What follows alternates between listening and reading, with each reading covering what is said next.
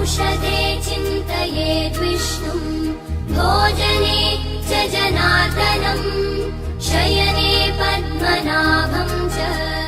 विवाहे च प्रजापतिम् युद्धे चक्रधरं देवम् प्रवासे च त्रिविक्रमम् नारायणं तनुत्यागे श्रीधरं प्रियसङ्गमे दुःस्वप्ने स्मर